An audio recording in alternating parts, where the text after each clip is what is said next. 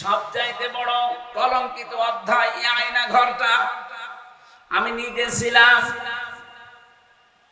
মানুষ মানুষের উপরে এই আচরণ করতে পারে আমার বিশ্বাস হতো না। আমার তো চোখ বেঁধে, পেছনে হ্যান্ডকাপ দিয়ে বেঁধে, মাজায় দড়ি দিয়ে টাঙিয়ে রেখেছিল প্রায় 11 ঘন্টা। যখন রাতের বেলা নিয়ে যেত, কিছু কিছু মানুষকে বলতাম, ভাই এখন কয়টা বাজে? এখন আমি জানি না যে এখন দিন না রাত। নিস্তব্ধতা যখন নেমে আসতো বুঝতাম যে এখন মনে হয় রাত হয়েছে, কিন্তু কয়টা বাজে আমি জানি না। 4 ওয়াক্ত নামাজ আমি আন্দাজে পড়েছিলাম। কারো কারো নখ দেখতাম এত বড় বড়, চুল দাড়ি গোপ, মনে হচ্ছে জঙ্গল থেকে বেরিয়ে আসতেছে। এখানে যারা দায়িত্ব পালন করতো, মাঝে মাঝে আমার মনে হতো, আল্লাহ এই মানুষগুলো তো 6 ঘন্টা 8 ঘন্টা পরে বাইরে যাবে, এরা যা করে গেল। একটা জীবিত মানুষকে এমনি বসিয়ে রাখলে তো হয়, এই যে পায়ের ভেতরে হাত দিতে, এইভাবে পায়ের ভেতরে এভাবে হাত দিয়ে, সামনে লোহার ব্যারিকেড আছে, এই জায়গায় হাত দিয়ে হ্যান্ডকাপ দিয়ে আটকিয়ে দিত।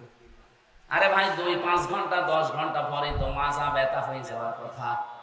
24 ঘন্টা, বছরের পর বছর, কেউ 8 বছর 10 বছর 14 বছরের মানুষ আমি পেয়েছি। আমার এই যে কোরআন শরীফ সামনে, আমার সাথে মুফতি ফখরুল ভাই ছিল, আমাকে বলছে, হামজা ভাই আমি নিজে এভাবে আমারে বেঁধে রেখেছিল, 1.5 মিনিট থেকে 2 মিনিট সময় দিত টয়লেট করার জন্য। সকালে কয়েকটা পচা ছোলা দিয়ে যেত, দুপুর বেলা খাবার দিয়েছে, মনে হচ্ছে কেউ মাখিয়ে দিয়েছে, পারলে খান না পারলে ফেলে দিন। বাধ্য হয়ে মানুষ যারা আছে অধিকাংশ কিন্তু রোজা রাখতো। কি করব? এত বড় বড় নখ যাদের, এরাই নখ দিয়ে খুশিয়ে খুশিয়ে দেওয়ালের সাথে যাওয়ার সময় লিখতো যে, ভাই যদি কেউ বাইরে যেতে পারেন অন্তত নাম্বারে জানাবেন যে আমি বেঁচে আছি।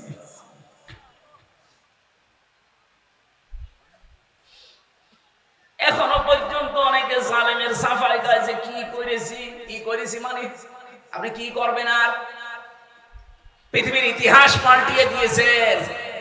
আমি তো মাত্র কয়দিনে আমার এই পিঠের মাজার ভেতরে এমন একটা ব্যথা, আজ পর্যন্ত এই 3 বছর ভালো হয়নি। শরীর এখনো স্বাভাবিক না। সেদিন রংপুরে আমার এই সাইডটা প্রায় মিনি স্টক হয়ে গিয়েছিল। ডায়াবেটিস এত বেশি হয়ে গেছে এই 3 বছর জেলে থাকার কারণে। কারণ আমি তো জেলে না, আমি ফাঁসির কন্ডেম সেলের ভেতরে ছিলাম। 24 ঘন্টা আমার তালা লাগিয়ে রাখতো।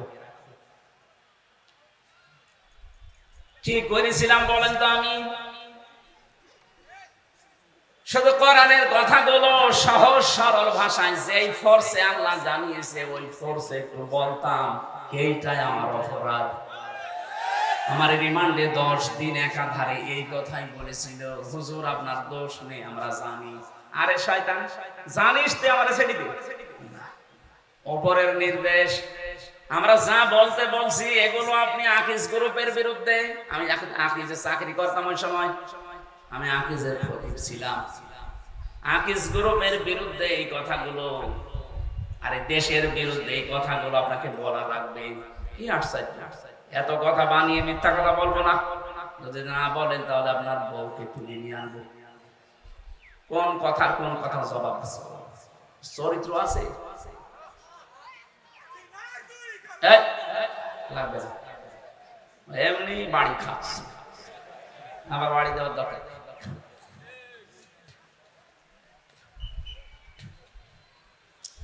না। রংপুরবাসী আমার নিজের জীবনে যেহেতু ঘটে গেছে, এই জন্য আমি সহ্যের বাইরে চলে যাই, মাঝে মাঝে বলতে হয়। অনেকে পর্যন্ত দেখি এখনো বলে, কি হয়েছে এত যে ওনার দেশ থেকে চলে যাওয়া লাগলো। আরে ভাই আপনি তো টের পাননি? আপনারা যদি এরকম 5 দিন রাখা যেত তখন টের পেতেন যে কি হয়েছে।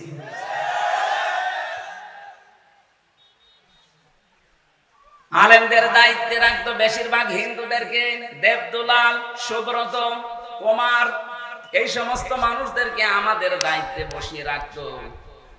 তো এমনি আল্লাহ রাসূল বিশ্বাস করে না, ওর কাছে আলেম আর জালেম সব সমান। যদি কোনো মুসলমান দিত তারপরেও তো কিছু সুখে দুঃখের কথা বলতে পারতাম। এদিকে 3.5 হাত, এদিকে 1.5 হাত, এতটুকু একটা ঘরের ভেতরে 24 ঘন্টা যদি তালাবদ্ধ করে রাখে, মানুষ এমনি মরে যাবে। তারপরও পাহারাদার গুলো যদি একটু ভালো হয় তাদের আচরণ, মুসলমান হলে তো কয়েকটা ভালো পেতাম। এই 3 বছরের ভেতর মাত্র কয়েকটা মুসলমান পেয়েছি, বাকি সব হিন্দু। ওদেরকে আরো শিখিয়ে দিত যে এমামুল হক, আমির হামজা, সাখাওয়াত হোসেন রাজি, জামাত ইসলামের যিনি আমির এখন ডাক্তার শফিকুর রহমান, জামাতের সেক্রেটারি জেনারেল যিনি মিয়া গোলাম পরোয়ার, এদের সাথে এমন আচরণ করবা বাইরে যে যেন সব ভুলে যায়। আমরা কি কোরআন পড়েছি আল্লাহকে ভুলে যাওয়ার জন্য? আরে 3 বছর না, সারাটা জীবনও যদি কবরের ভেতরে থাকানো লাগে, কোরআনে কারিমে যা পড়েছি কোনোদিন ভোলার কথা না। আমরা তো দুনিয়াদার না আপনার মতো, আর তো পেলেই ভুলে যাব। কোরআনে যা পড়েছি 100 ভাগ বিশ্বাস করে পড়েছি। এই জন্য কোরআনে কারিমও আমাদেরকে ঠিক ওইভাবে পথ দেখিয়েছে।